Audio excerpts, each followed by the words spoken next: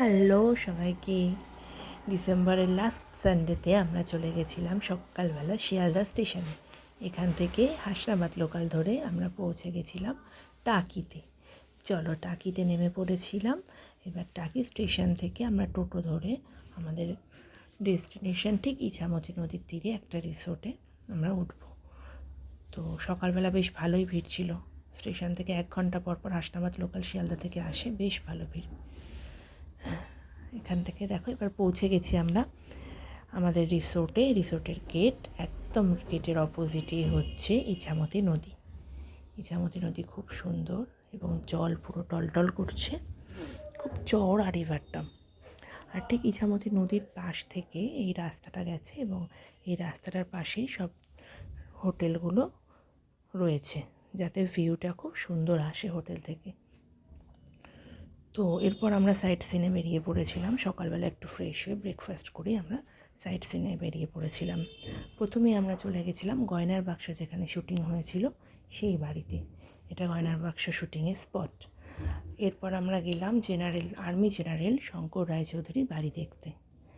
এরপর আমরা চলে গেছিলাম এখানকার বিসর্জন সিনেমা কৌশিক গাঙ্গুলির সেই সিনেমার শুটিং স্পটটাতে। খুব সুন্দর, চারিদিকে জঙ্গল আর মাঝখানে এই জায়গাটা আর কি।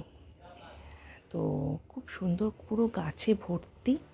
আর এখানে জানো তো তোমরা, এখানে না মৌমাছি থেকে মৌমাছি ধরে এখানে কালেক্ট করে মৌচাক থেকে মধু কালেক্ট করা হয়। দেখো ইনি সেটা করছেন, এরকম আছে।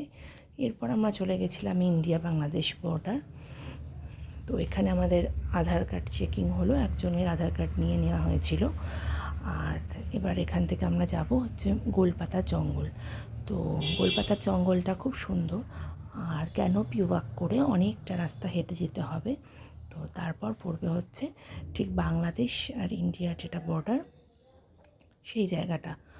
এর মাঝখানে ইছামতি নদী, আর নদীর ওই পারেই হলো বাংলাদেশ। বাংলাদেশের সাতক্ষীরা বলে যে জায়গাটা, সেই গ্রামটা এর অপোজিটে। বেশি দূরে না, 500 মিটার মতো ডিস্টেন্স বাংলাদেশ থেকে ইন্ডিয়ার এইখানটাতে। তো এই ক্যানোপি ওয়াকটা বেশ মনোরম, চারিদিকে খুব ছায়া, সুন্দর গাছে ভর্তি, গেওয়া, গরান, গোলপাতা, বিশেষ করে গোলপাতা এখানের খুব ফেমাস। তো এই জঙ্গলটা দেখতে দেখতে আমরা অনেকটা হেঁটে চলে গেলাম। আর জানো তো বন্ধুরা, এখানে পাতা, গোলপাতা জঙ্গল বলছে এটাকে ঠিকই, তবে পাতাগুলো গোল নয়, লম্বা। লম্বা পাতাকে এখানে গোলপাতা বলা হয়। এটা একটা অদ্ভুত ব্যাপার। চলো আমরা দেখাবো তোমাকে গোলপাতা কোনটা। তো দেখেই বুঝতে পারবে না কেউ। এই দেখো গোলপাতা, বাট পাতাগুলো সব লম্বা লম্বা। এছাড়াও ম্যানগ্রোভের অনেকগুলো গাছ ছিল এখানে, গেওয়া, গরান, এগুলো। এবার আমরা চলে গেছিলাম জোড়া শিব মন্দির, 2টো শিব মন্দির পরপর। আর এরপর গেলাম এখানের বিখ্যাত টাকি কুলেশ্বরী কালীবাড়ি, প্রায় 500 বছরের পুরনো এখানে কালীমাতা, খুব জাগ্রত ওরা সবাই বলে ওখানকার লোকেরা। এরপর গেলাম আমরা টাকি রাজবাড়ি পূবের। এই জায়গাটা আমার খুব ভালো লেগেছিল। এখানে টাকি রাজবাড়ি, দুর্গা দালান, টাকি রাজবাড়ি এটা দুর্গা দালান। পাশ থেকে এখানে একটা সুন্দর হাট বসেছে ছোট্ট, খুব সুন্দর। একটা মেলা বসেছে, দেখো তারা নিজের হাতে বানানো বিভিন্ন জিনিস এখানে মেলাতে সব মহিলারা তাদের নিজেদের হাতে বানানো জিনিস নিয়ে যেহেতু পৌষ মাস ছিল, সবাই নিজেরা জিনিস এনে খাওয়ার জিনিস, হাতে তৈরি বিক্রি জিনিস করছে, সবাই বিক্রি খুব করছে। সুন্দর। আর খুব সুন্দর করে সাজানো, চারিপাশটা নিজেরা তৈরি করেছে। আর দুর্গা দালান, এই দুর্গা দালানের দুর্গা প্রতিমা হলো এটা। এখানে পুজো হয়, দুর্গা পুজো। বেশ সুন্দর দুর্গা দালানটা। তো এরপর আমরা চলে গেছিলাম নৌকা বিহারে। তো এটা বেশ অ্যাট্রাকটিভ। দেখো নৌকা করে আমরা চলে যাব একদম মোহনাতে। আমাদের 1 ঘন্টায় নৌকা যাত্রা ছিল। তো পার নৌকা, একটা নৌকায় আমরা 6 জন ছিলাম। 6 জন আমাদের পার নৌকা এখানে 1000 টাকা করে ভাড়া নেয়, 1 ঘন্টা রাইড করায়। বেশ সুন্দর নৌকা যাত্রাটা, এখানে আমার ভীষণ ভালো লেগেছিল, খুব এনজয় করেছি। আর এখানে 3টে নদীর মিলন হয়েছে, ইছামতি, বিদ্যাধরী আর কালিন্দী। এই 3টে নদীর মিলনের জায়গাটা আমি দেখাবো, দেখো এইখানে। আর ঠিক ওই পারে যে গাছগুলো তোমরা দেখতে পাচ্ছ ওইটা বাংলাদেশ, আমাদের মাঝি ভাই বলেছিল ওইটা বাংলাদেশ, আর এদিকটা হলো ইন্ডিয়া। ঠিক মাঝখান দিয়ে সীমানা হলো আমাদের ইছামতি নদী। ওই দিক দিয়ে দেখো তোমরা কালিন্দী আসছে, আর বিদ্যাধরী আর ইছামতি। ম্যানগ্রোভও গড়ে উঠেছে চারিপাশে, নদীর চারিপাশ দিয়ে দেখো এগুলো ম্যানগ্রোভের জঙ্গল, খুব সুন্দর।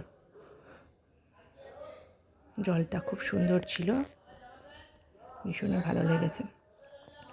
তখন প্রায় সানসেটের সময়ও হয়ে এসেছিলো, খুব সুন্দর ছিল। এরপর সন্ধেবেলা আমরা চলে গেছিলাম টাকি মালদ্বীপ রিসোর্ট। 20 টাকা করে ভাড়া নিয়েছিল, এন্ট্রি ফ্রি। এবার আমরা এখানে ঢুকলাম। এটা না সন্ধেবেলা না গেলে সেরকম করে ভালো লাগবে না, কেননা এটা পুরোটাই আলো দিয়ে এত সুন্দর করে সাজানো, তাই সন্ধেবেলাটা বেশি মোহনীয় হয়ে ওঠে। খুব অ্যাট্রাকটিভ জায়গাটা দেখো, পুরো এরকম করে লাইট দিয়ে সাজানো, এবং লেকও আছে, সেই লেকে বোটিংও হয়। আর তাছাড়াও তোমাদেরকে বলে রাখি এখানে আর থাকারও ব্যবস্থা আছে, যারা থাকতে চাও তারা টাকি মালদ্বীপ রিসোর্টে থাকতেও পারো। তো আমরা জাস্ট বিকেলবেলা গিয়েছিলাম, গিয়ে আবার ঘুরে চলে এসেছি। এটা টাকির মেন জায়গা থেকে একটু ভেতরে, ওই ধরো আমাদের টোটো করে লেগেছিল 20-25 মিনিট মতো, কিন্তু বেশ ভালো লাগলো জায়গাটাতে এসে। বিশেষ করে বাচ্চারা ভীষণভাবে এনজয় করেছে, কেননা জায়গাটা এত সুন্দর। দেখো তোমরা কি সুন্দর ডেকোরেশন করা। সন্ধ্যায় তো খুব মজা করেছে, খুব শুধু ফটোই তুলে যাচ্ছিলো আর খুব এনজয় করেছে ওরা। দেখো বাচ্চাগুলোর মুখ দেখলেই বোঝা যাচ্ছে খুব মজা পেয়েছে তোরা এখানে এসে। আর এবার দেখো জলের মধ্যে একটা ব্রিজও রয়েছে, এই লেকটাতে বোটিং হয়। ব্রিজের পুরো আলোর রিফ্লেকশনটা জলের মধ্যে পড়েছে, তো খুব সুন্দর লাগে। চলো এই ব্রিজটার ওপরেও আমরা যাব, সেটাও তোমাদের দেখাবো।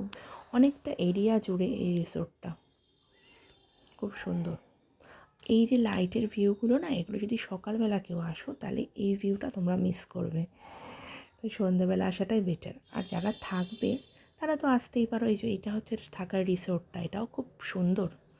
এটা হচ্ছে বাইরের ব্যালকনিটা, এখানে বসে বসে তোমরা ভিউটা পাবে লেকের। দেখো পুরো লেকের ওপরেই এটা রয়েছে, খুব সুন্দর।